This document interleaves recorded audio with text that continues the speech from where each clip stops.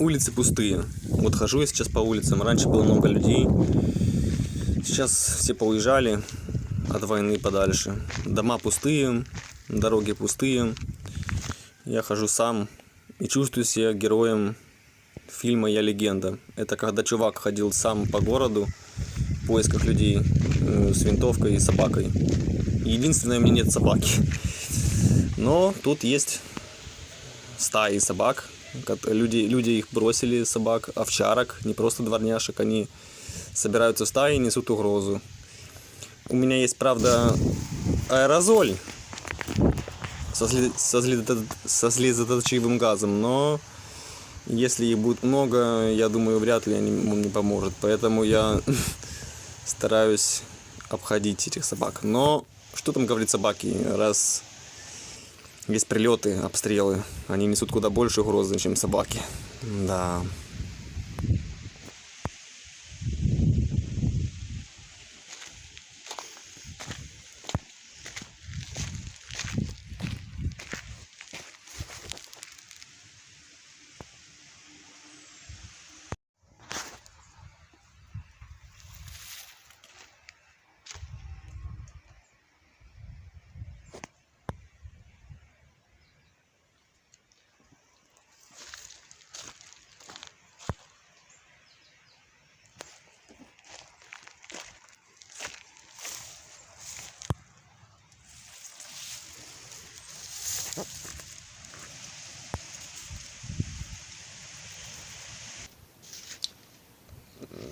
Первый прилет был, кажется, 7 мая. Авиаракеты.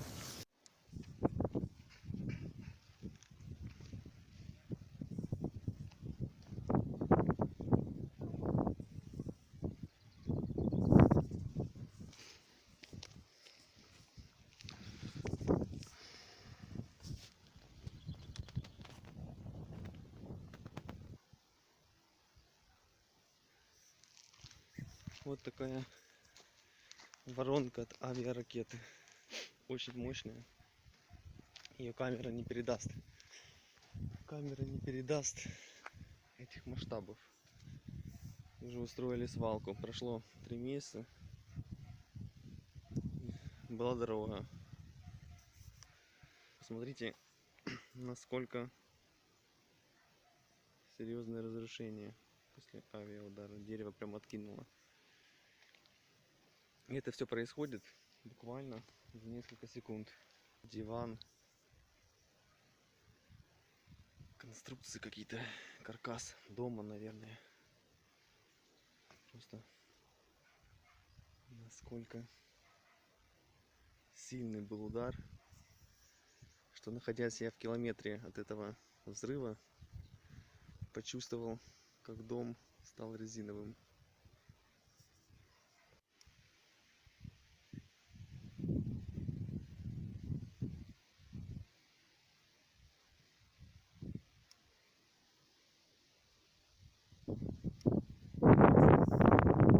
И это все произошло в мгновение. За несколько секунд. Авиаракета, какая мощная. Вот вы посмотрите. Все просто смяло на своем пути. Тут был дом на этом месте. 2 человека погибло. Дом просто сравняло с землей. Во дворе стояла машина. Ее просто смяло.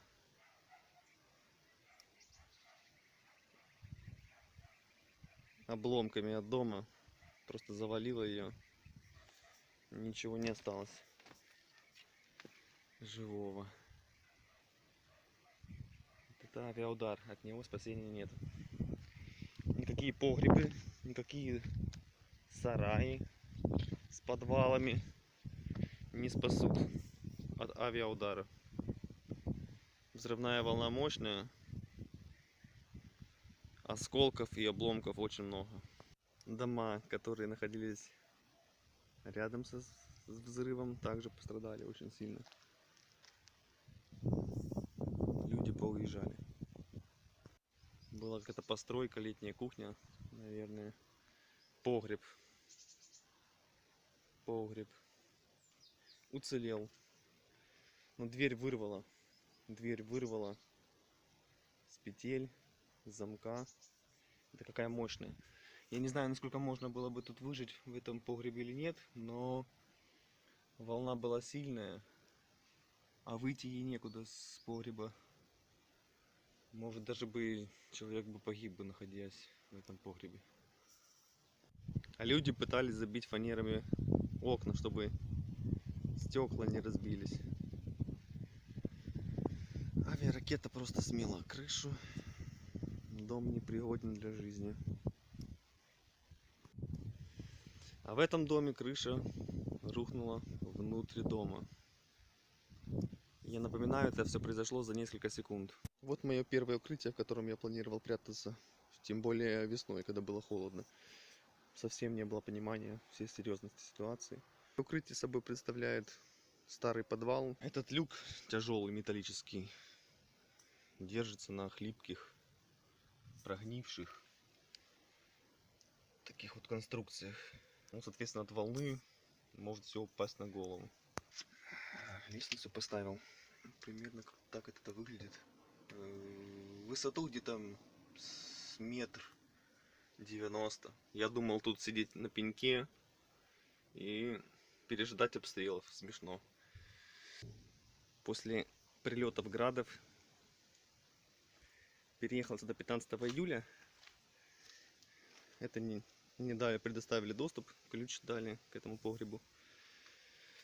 Из минусов это деревянная дверь, конечно же, две половинки, закрывается на перемет.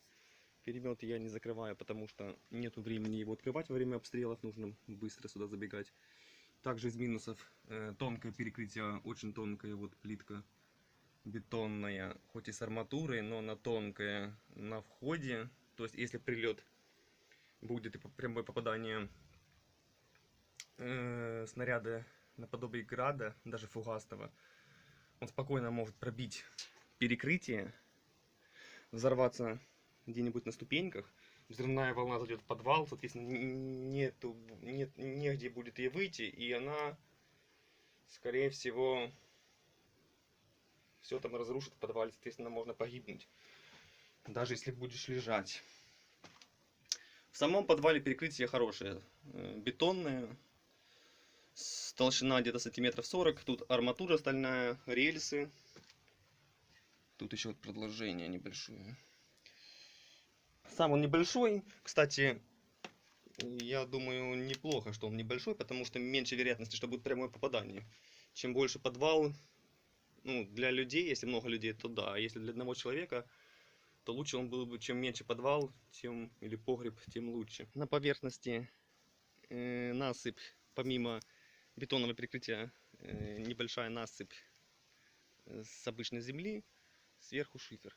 Я тут еще укрепил, ну это конечно смешно, от прямого попадания, если прилетит бетонобойный снаряд от града, то он пробьет это все, что я вот тут укреплял, соответственно он пробьет эти металлические листы, пробьет бетонное перекрытие, сделает отверстие стальным корпусом и взорвется внутри подвала. Это стоит учитывать. То есть спрятаться в погребе можно только от осколков, от прилетов рядом где-нибудь. От прямого попадания шансы невелики.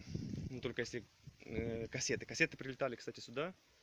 Прямое попадание было кассеты 2 августа, но я чуть позже вернусь к этому моменту. Очень будет актуальна палатка. Можно было бы ее поставить в погребе, чтобы не так сыро было и тепло. И спальники. Это прямо сейчас актуальные вещи, туристические. Казалось бы, но на войне они, наверное, бы сыграли большую роль. Вот у меня нету сейчас спальника. Сделал самодельный с материала для клубники, для заморозков. От заморозков, точнее. Для заморозков.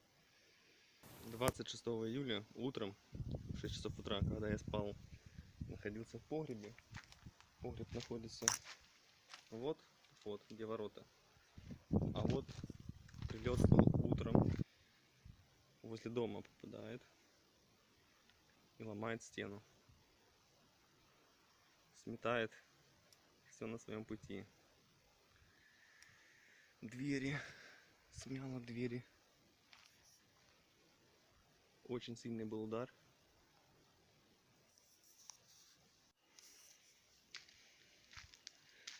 Вот такие мощные осколки, от которых спасения нету.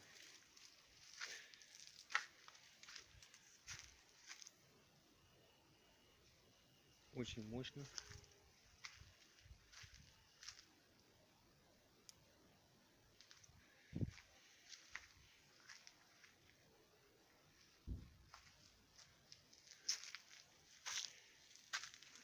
Перебила трубу.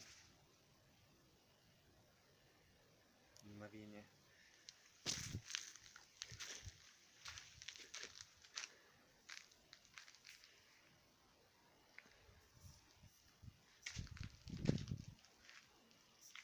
Такие осколки от артиллерии. Он немного покрылся коррозией, но он очень острый, как лезвие острый. И тяжелый довольно-таки. Грамм, наверное, 600 весит он. Хотя, кажется, он небольшой вроде, но очень тяжелый. Такие вот разлетались осколки именно от снаряда. Осколками покоцало ворота.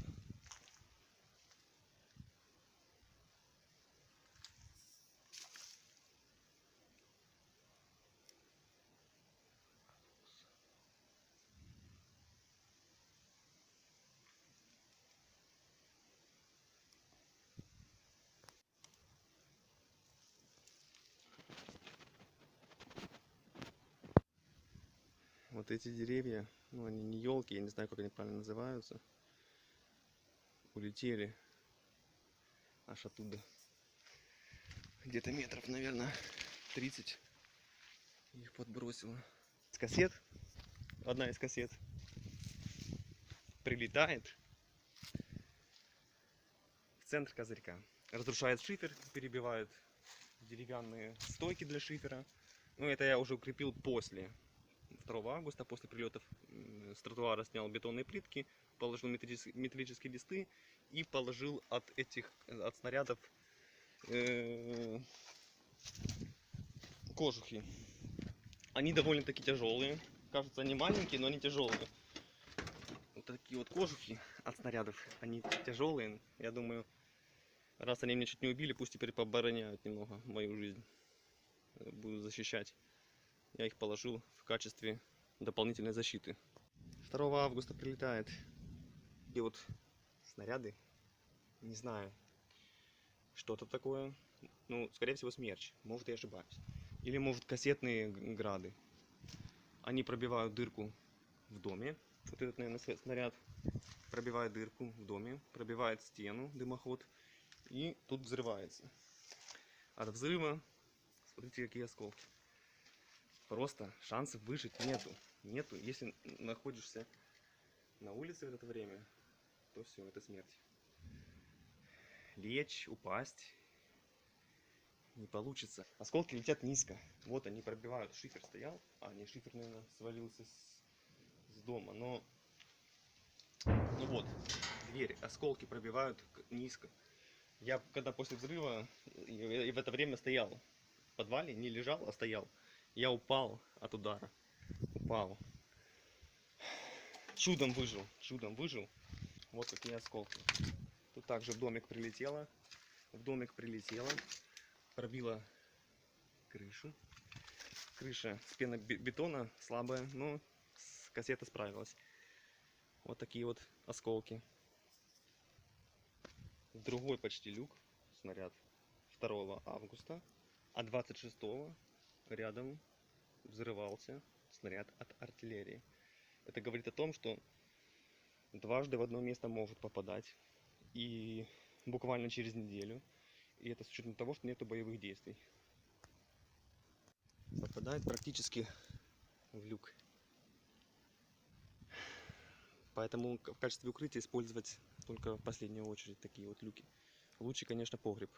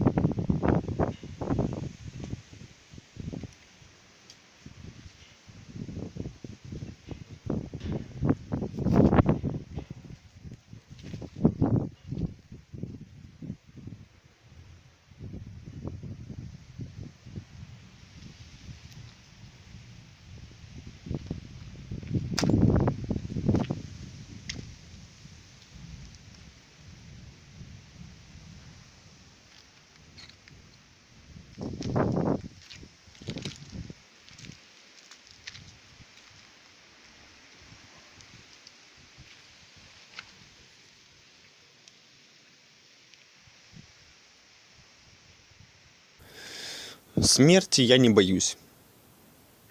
Я уже, как и раньше говорил, не ощущаю страха, там, когда сильные обстрелы. Я понимаю, что есть понимание осторожности, есть понимание, что необходимо делать самое минимальное для безопасности. Я придерживаюсь этого, и поэтому пока еще, наверное, целый. Ну, может, повезло, да, еще везение. Эвакуироваться я рассматриваю такую возможность.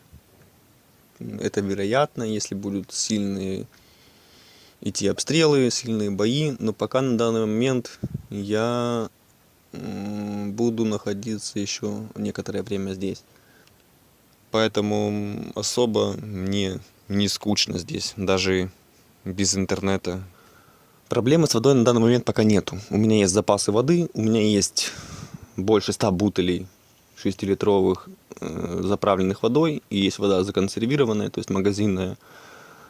Также есть источник воды, скважина. Ну, она зависит от электричества на данный момент, потому что там узкая труба, и если даже насос разобрать, то воду набрать не получится. Нужно будет искать, если электричество отключат другой источник воды, другую скважину, где можно набрать вручную воду. Поэтому с водой пока проблем нету. Да, с едой проблем пока тоже нет, не жалуюсь. У меня есть запас еды, а именно почти 70 килограмм риса, килограмм 5 гречки, 70 килограмм макарон, вермишели.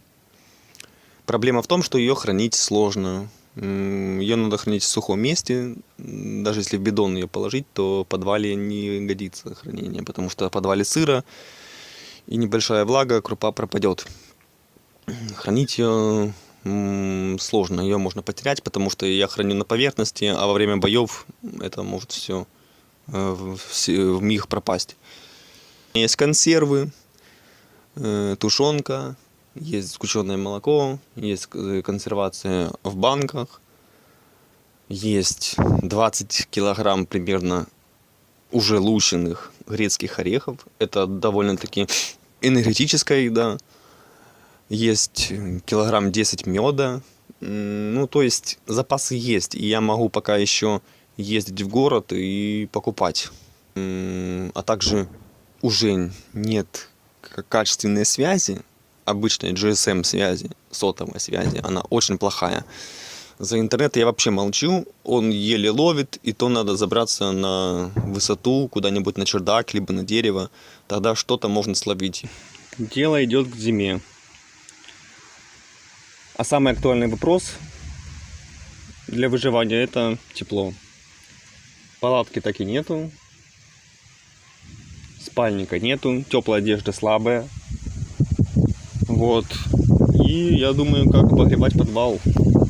Нашел старое ведро дырявое, набрал сюда щебня. И тут еще был большой камень. Вот. Я его укрепил, поставил из-за ненадобности сюда. Вот еще был большой камень, сейчас я укрепил дверь, ну, чтобы от взрывной волны вдруг немножко придержало. Так вот, я растапливал это все дело на костре, чтобы раскалить камни и поставить в подвал. До растопки в подвале уже было 15 градусов и сыро, очень холодно, даже 14 иногда бывало. Ведро я ставил сюда, растапливал, и оно грелось. Грелось очень долго, дров расходовалось много. Я думал, что делать. Ставил ведро в этот подвал, оно быстро остывало с камнями. И по сути температуры никакой не набиралась. То есть неэффективно. Ведро с камнями весило примерно килограмм 20. Растапливал я его часа 2. В общем, прогорела моя попытка протопить подвал, прогреть.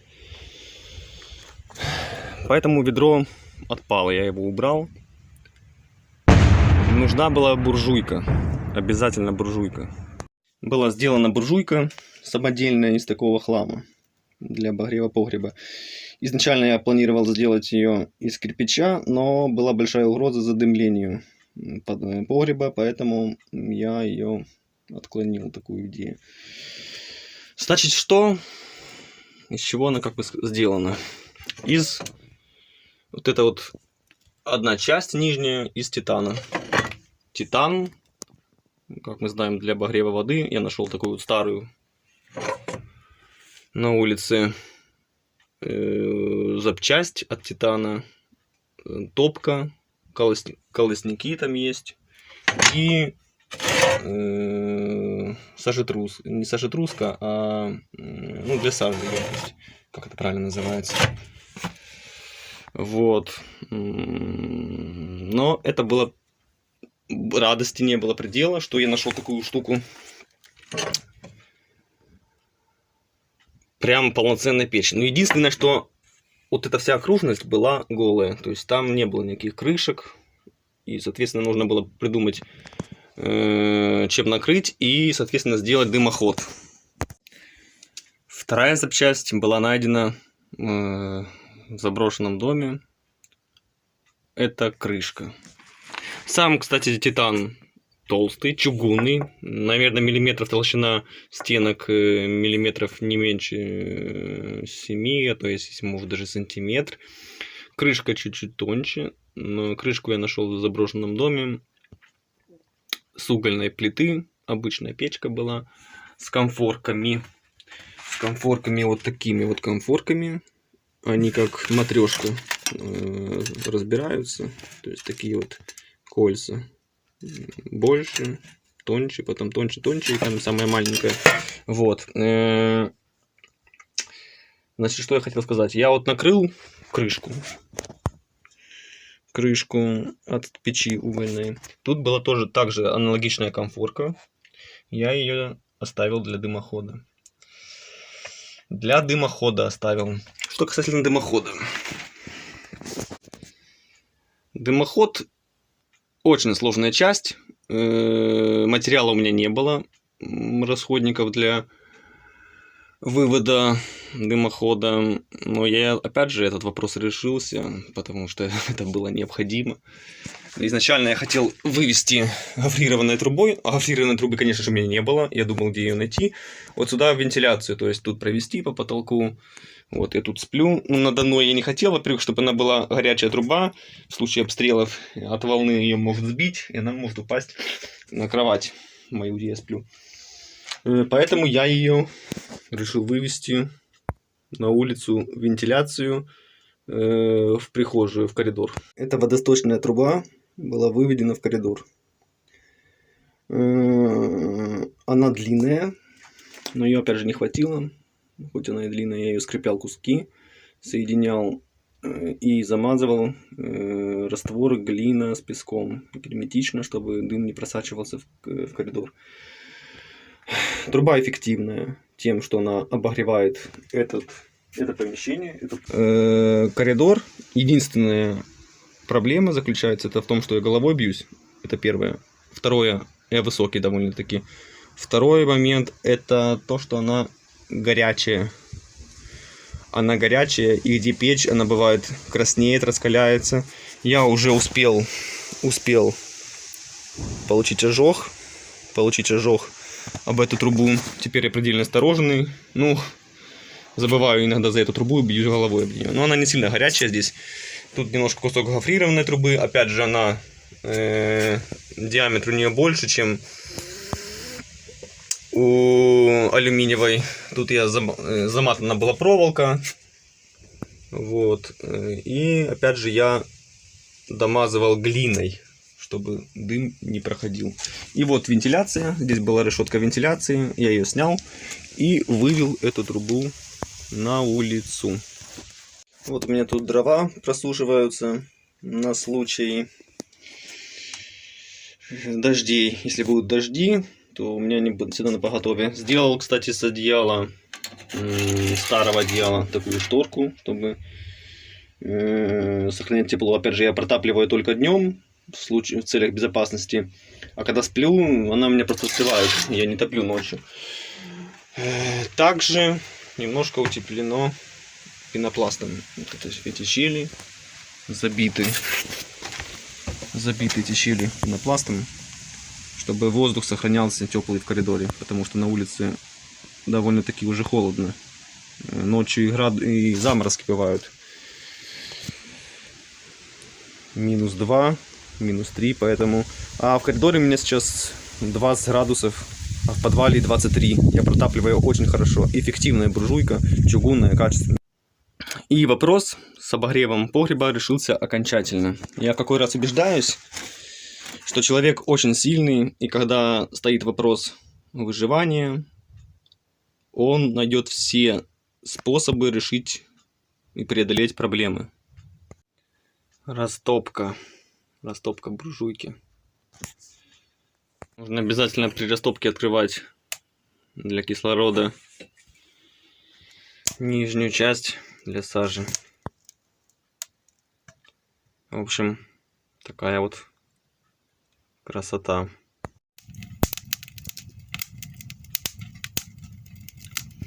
А еще такая вот красота. Надо будет закрыть эту штуку. А еще она эффективна тем, что я наконец-то в безопасности могу готовить, кушать себе. Я вот здесь поставил кастрюльку. Любую кашу можно варить, даже твердую. Сейчас там гречка. Как мы знаем, гречку можно заливать кипятком, она будет завариваться. Но я во время обстрелов иногда бывало, что вообще заливал просто холодной водой.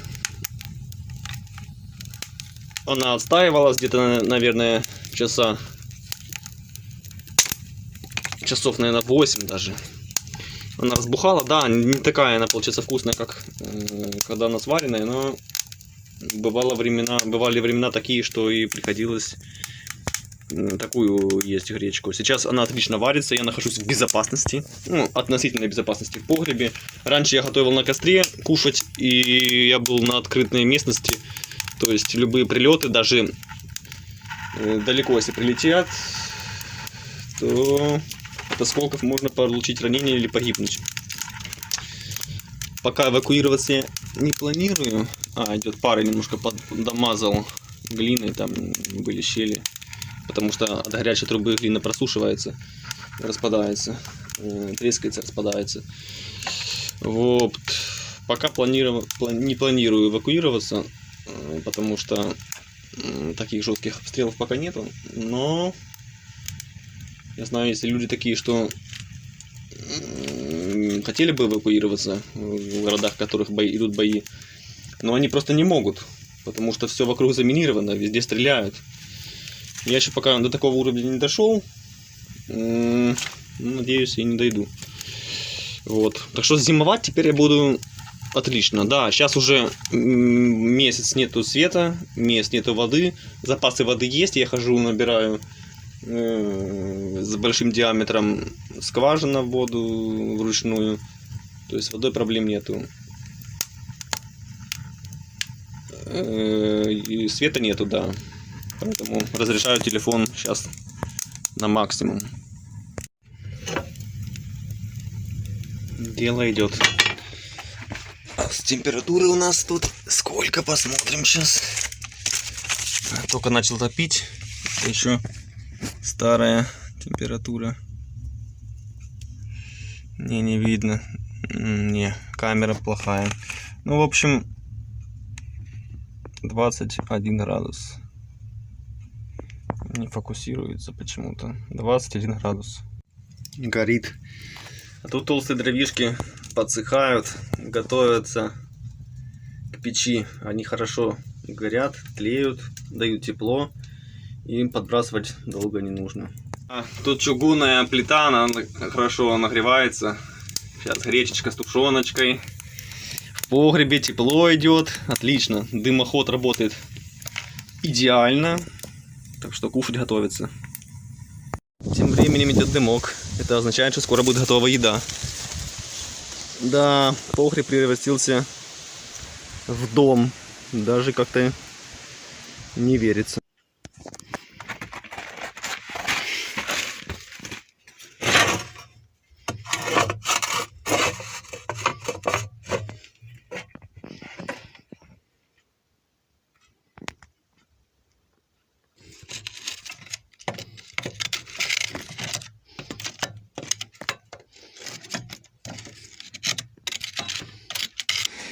из ниоткуда пришла маленькая кошечка. Или это месяца 3. Черная, красивая. Тут тепло. Сейчас скажи, на улице холодно, осень. Сейчас ночью градусов 5. А тут в коридоре в данный момент 25 градусов. Когда на улице 5. И на улице еще сейчас дождь идет. А тут хорошо. Труба греет. Отлично. Да, скажи. Молока я налил здесь. Коты чужие не приходят. Не беспокоят. Теперь я проживаю с кошкой. С маленькой кошечкой. Все, она спит. Не мешай, скажи, да? Чё ты мне мешаешь? Не мешай. Я ей постелил... Там ведро стоит пустое. И постелил тканью от заморозков. То есть она лежит, и тепло не уходит вниз. То есть ей хорошо, ей тепло.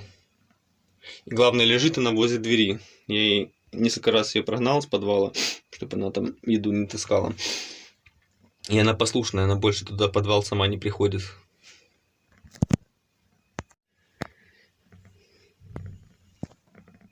Как тебе на войне? В тепле, котел, скажи, сделали, сразу пришла. А что делать зимой? Куда такое годится? Какая черная, красивая. Война закончится, если все будет нормально. Заберу ее с собой куда-нибудь, где буду жить, снимать, либо, может, еще куда-то устроюсь, да? Кошка. Так что все, теперь и не скучно. Теперь я не скучаю. Надо готовить еду, варить и себе, и кошке теперь.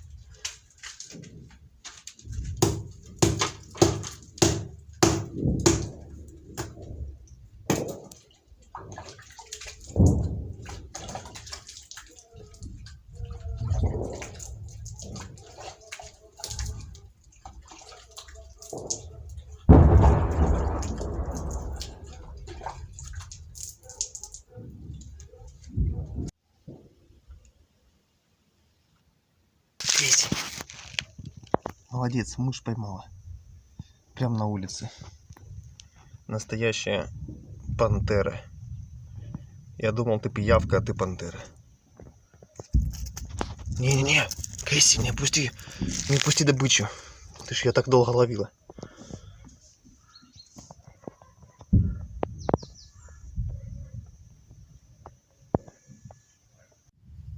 Мыши необходимы кошкам для иммунитета, поэтому они их ловят. Чувствую, подвал придется скоро покинуть. Вот, кстати, запас дров. Это еще далеко не все кругляки еще есть у меня в подвале.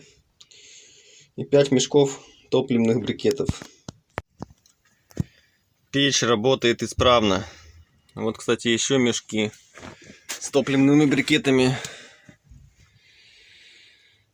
А тем временем кошка спит на новом одеяле. Кейси, как твои дела? Ладно. Говорит, не мешай мне спать. Пришел в гости, значит, нормально себя веди, да, Кейси?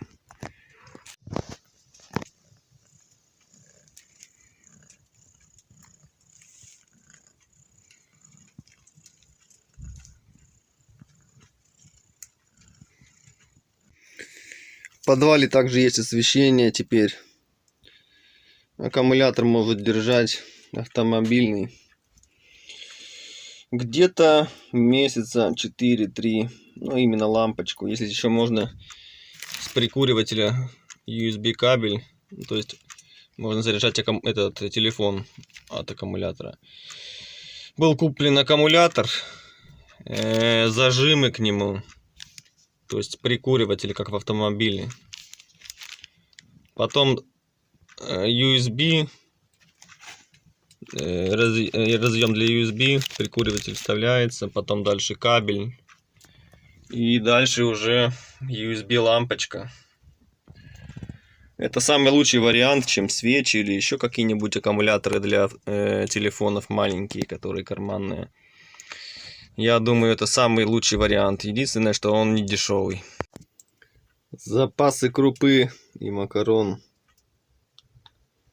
Ну, там еще и чай есть, кофе, вермишель быстрого заваривания.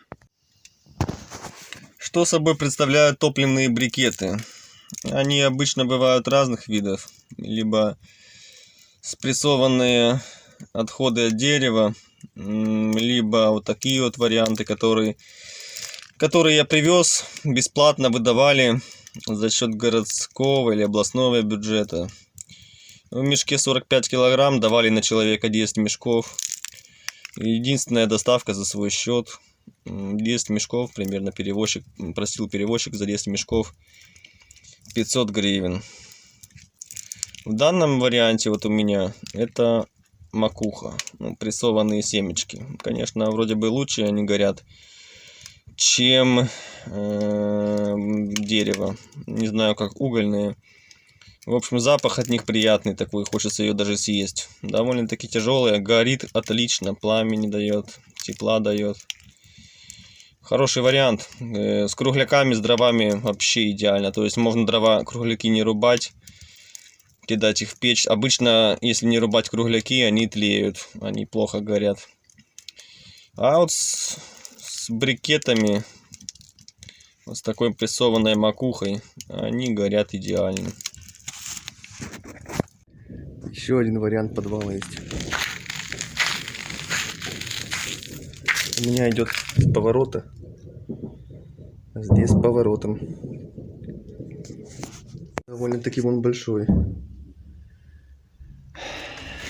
Лестница, правда, крутая. И перекрытия почти нету никакого. Но он побольше будет. Это в соседнем доме. Заборена пуля от пулемета. Это говорит о том, что скоро тут будут бои, где я нахожусь. Тут такие вот зубчики, чтобы она вращалась во время полета. Довольно-таки острая, если вдавить в кожу. Да.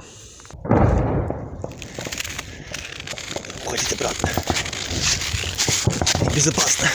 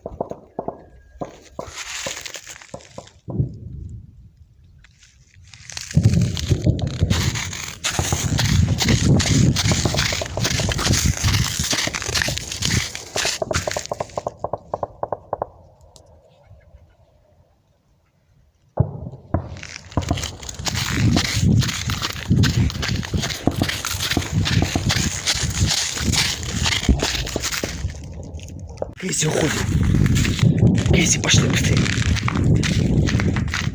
Кейси. Тебе долго ждать. Давай, Кейси, пошла. Иди. Быстрее. Давай. Go, заходи быстрее. Нужно будет сейчас ходить на соседнюю улицу. Сейчас уже вечер, поздно. Днем довольно-таки небезопасно ходить по дорогам, потому что наверху холм простреливается снайперами, простреливается пулеметами. Я буду идти через частный сектор. Мне нужно сходить в другой дом через одну улицу, грубо говоря. Ну, как бы соседний дом. Но только он надо, чтобы по дороге идти, нужно его обходить через 3 улицы, получается. Я пойду через огороды, через частный сектор. Ну и вернусь обратно, если получится. Чей-то дом. Раньше тут люди жили. Сейчас тут нет никого.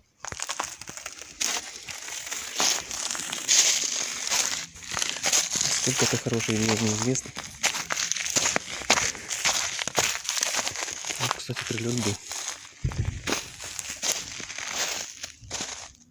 О, что-то там горит вдали.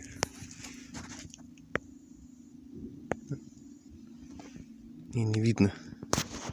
Попробую сфокусировать по центру. Надо выдвигаться. Безопасно.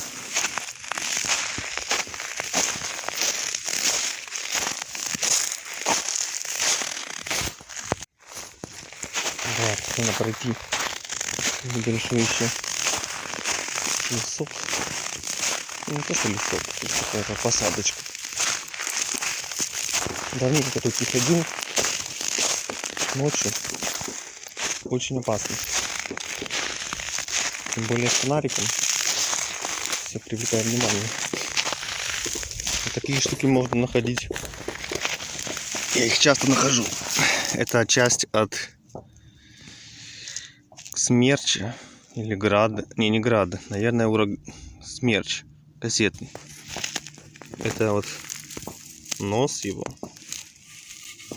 Нос. А вот тут, ну это часть его. Тут продолжение должно быть, оно просто отвалилось. Тут крепятся кассеты по бокам.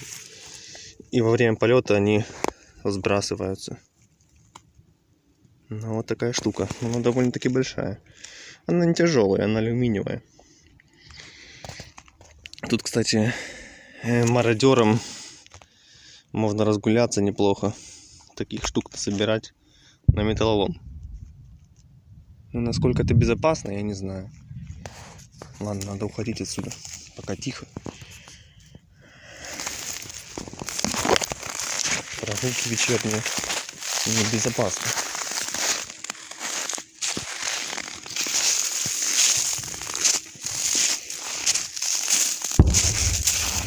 Тихо. Идем потихонечку.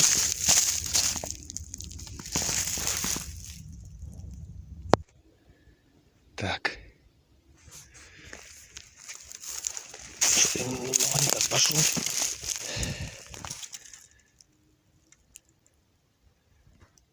Небезопасно.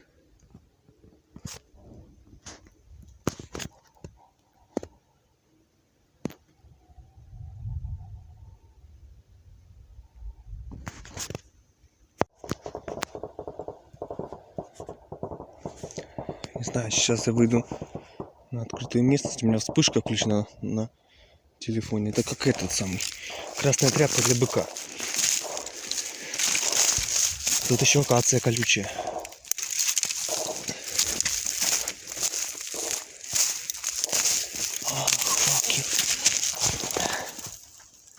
Иглы. Вот такие вот иглы от акации. Помимо обстрелов и еще акации.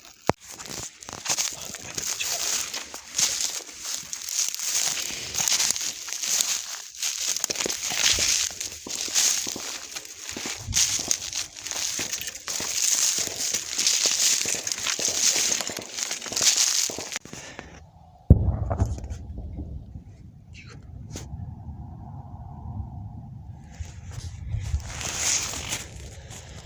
Все, я почти дома. Осталось только эту сетку перелезть. И я дома буду. Тихо.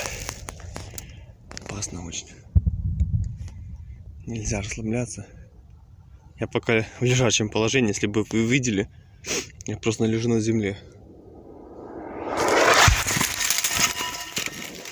Блять! Я дал в подвал. Был прилет возле меня прям. О, жесть. А это из-за того, что я светил фонариком. Называется, пошел скрытно. Вы просто не понимаете, там холм большой. По дороге опасно ходить. А там фонариком светить. Это жесть. Фу, пронесло. Я не знаю, где прилетело. Ну, в метрах где-то, может, 200, не знаю. Не, все, Кейси. Больше я без тебя никуда не пойду. Ты мой талисман. С тобой всегда все нормально. Фу, сам сходил, но все нормально. Отнес все, что я хотел в другой дом.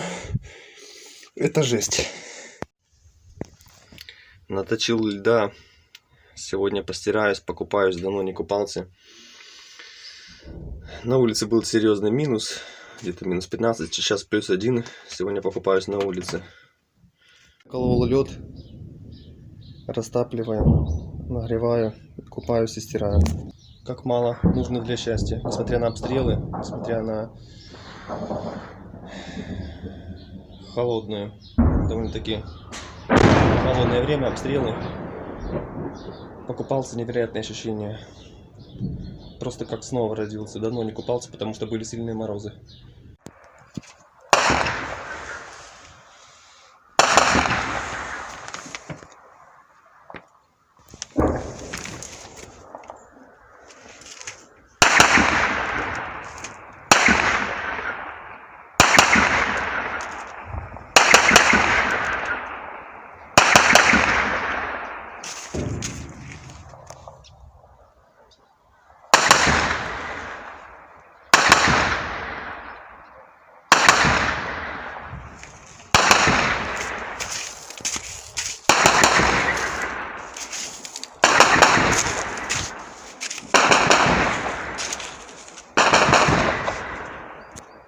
Стреляли только что подвал.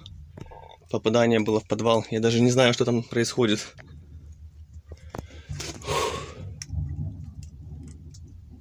Блять. Походу пизда двери. Я точно не знаю, или она просто открылась, либо обстреляли очень сильно. Кошка была хоть в подвале. Фу, сейчас день. Я вижу, что лестница только упала. Блять. Конечно, небезопасно высовываться. Не, дверь открылась просто. Она вроде бы целая. После взрыва горит подвал, в который я снимал в прошлый раз.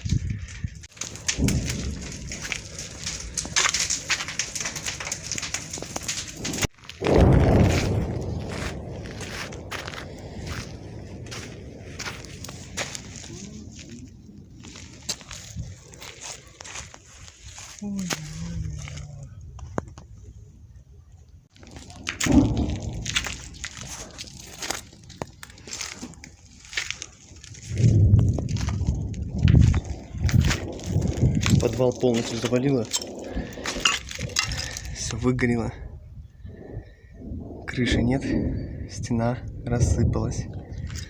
Вот, кстати, крыша. А мой подвал находится совсем рядом. Очень близко. Вчера погибло 2 человека. Вот мой подвал находится. К сожалению, после обстрела погибло 2 человека. Я еще раз повторяю, что если ваш город регулярно обстреливают, вы должны немедленно эвакуироваться. Немедленно все бросать и эвакуироваться. Подвалы были построены исключительно для того, чтобы хранить консервацию. Но ни в коем случае не прятание от бомб, ракет и снарядов. Они не рассчитаны для этого. Они не выдерживают этого. Погибли люди не в подвале, они погибли на улице, прилетело прямо возле них. Но тем не менее, вы должны уезжать.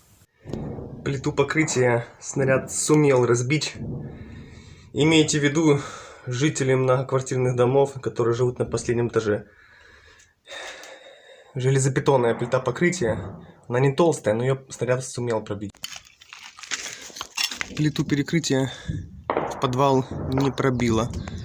Но вы сами понимаете. Тем не менее, там была крыша. Туалет уже приходится несладко. Второй раз дверь просто разорвало, хотя закрывал гараж. Волна приходит загадочно. Укрепил двери, перенес с тех помещений, построений. Еще там укрепил немного, не знаю, поможет. Бетонные блоки, железобетонные, с арматурой. Дверь, сетка. И также здесь дверь. Немного еще ворота переставил. Буду дальше укреплять мешки с песком, буду закреплять стену. Переставил ворота немного в другое положение, чтобы дверь не разорвала. Не знаю, очень все, конечно, сомнительно, но буду пытаться укреплять. После длительных обстрелов, уличных боев, таких находок можно найти довольно-таки много. Попробую сфокусировать.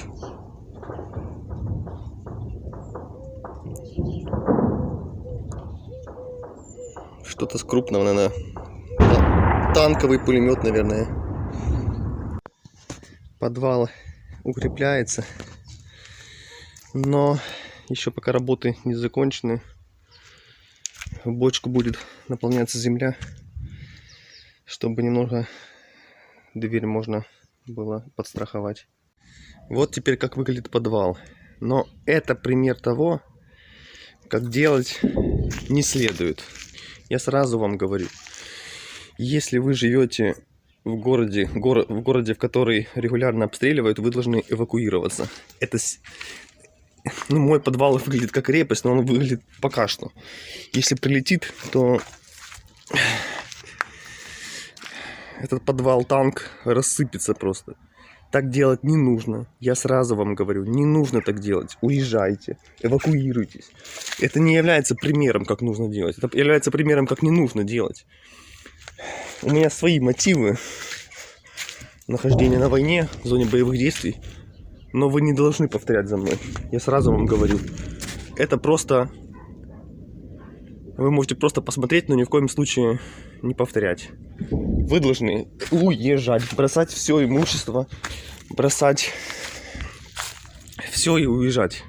Здоровье важнее. Без рук, без ног, знаете, такое себе. Поэтому подвал укрепил. Земля, блоки. Единственное, блоки могут эти завалиться и создать замок для двери. Но у меня есть, конечно, лом там в подвале. Еще одни двери, ворота. В общем, держусь как могу. Сейчас уже долетает сюда из БМП и БТРа с пушки. Прошло 4 дня после обстрелов градами, когда сгорел подвал. И обстреляли только что с танка. С танка, с БМП, либо с БТРа пушкой, не знаю. Вот, смотрите. Ладно, я ухожу.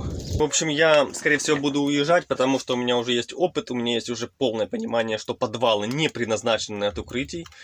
Только что обстреляли с БМП или с БТР с пушки.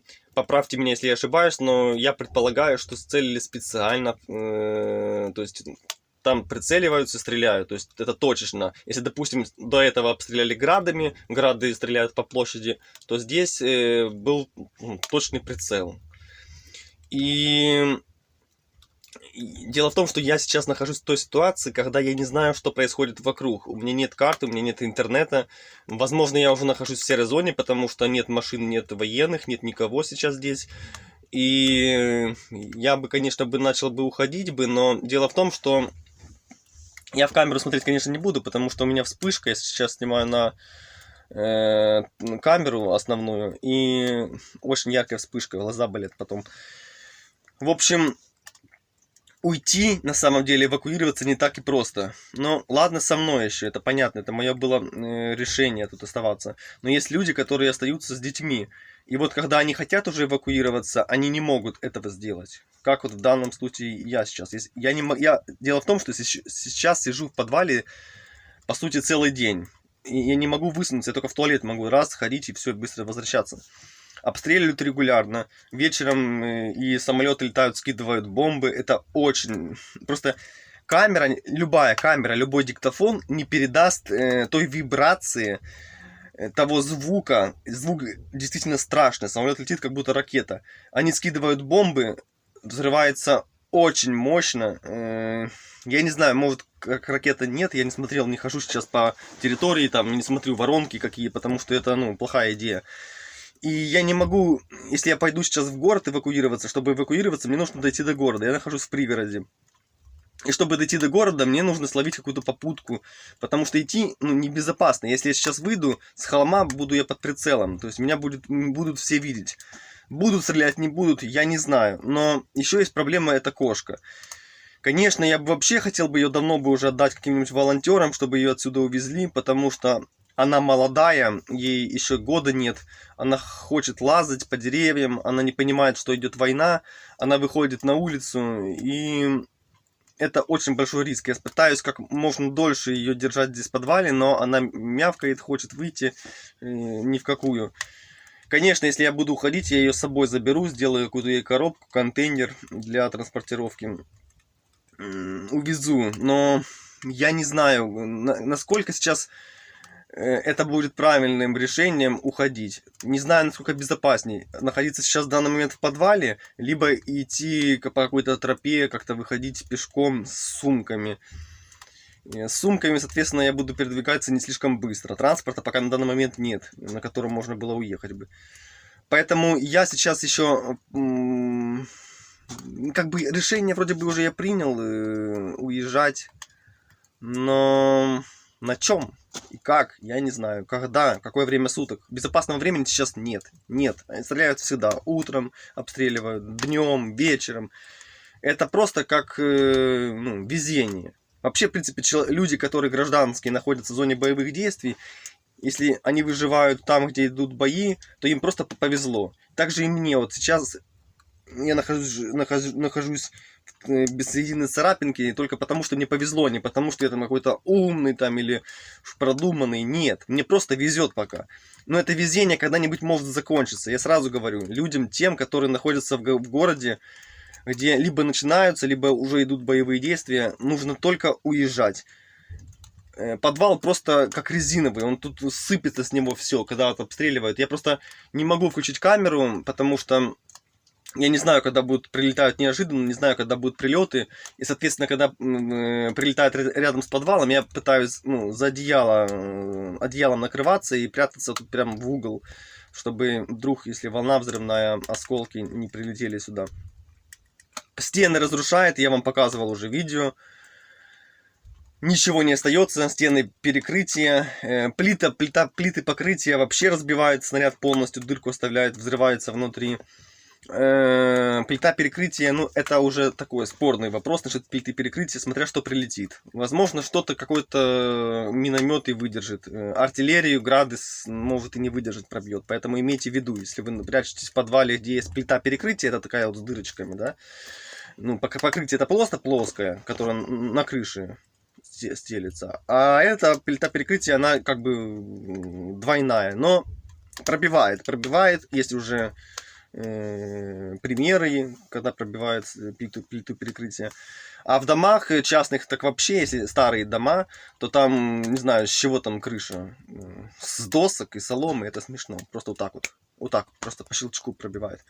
Все пробивает в старых домах. Если новые дома, где плиты перекрытия, как вот тут в двухэтажных, тогда можно еще как-то там прятаться, если еще есть ручной подвал. Но имейте в виду, завалит все, будет потом плохо.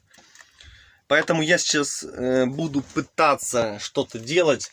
скорее всего, да, буду собирать необходимые вещи и отсюда отчаливать. Я считаю, уже дошел до того момента, до того лимита, до того порога, когда следует уже уезжать, уже оставаться небезопасно здесь. Ну, просто и раньше было небезопасно, но сейчас вообще это нереально.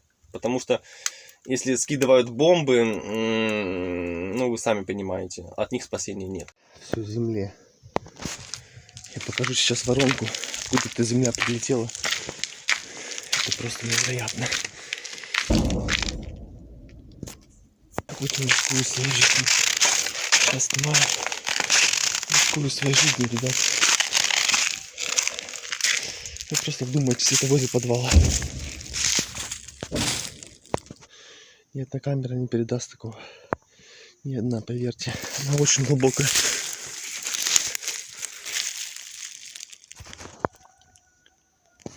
Ребята, надо сваливать.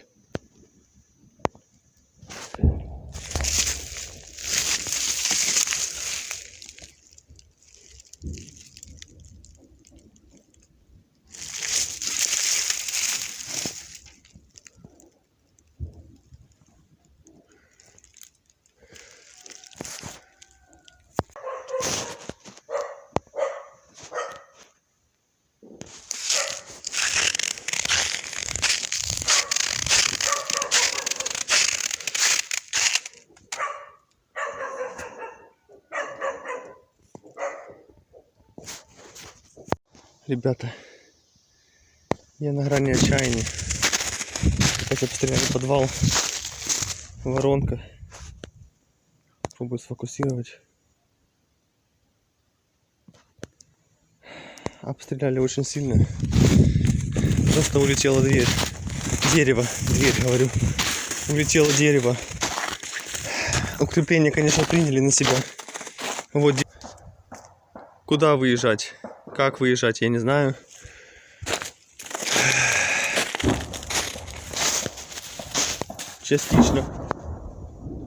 Частично приняла на себя защита.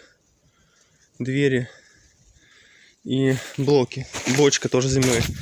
Они посыпались все от удара. Ладно, я ухожу, ребята. Сейчас утро, рано утром дерево срубило. Просто большое дерево, яблоню. Это очень мощно. Все, ребята, я ухожу. Сегодня будет опять, наверное, обстреливать. Я не знаю, переживу я, не переживу. Если попадет в подвал, будет смерть, ребята. Я не знаю. Как уезжать, куда уезжать? Кейси, кошка Кейси, во время обстрела куда-то убежала от страха на улицу. Дверь открыла. Поэтому... Я не знаю, ребята, это все.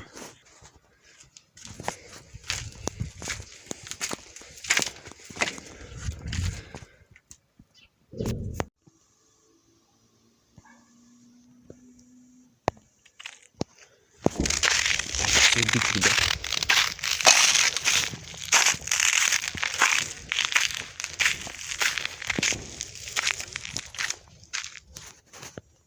Какие воронки.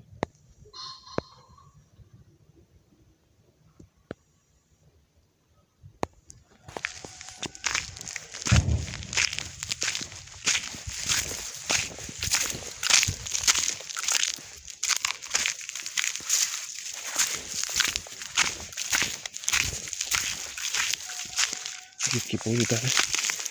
Подвал обстреливают каждый день. Поэтому, ребята, вам надо уезжать.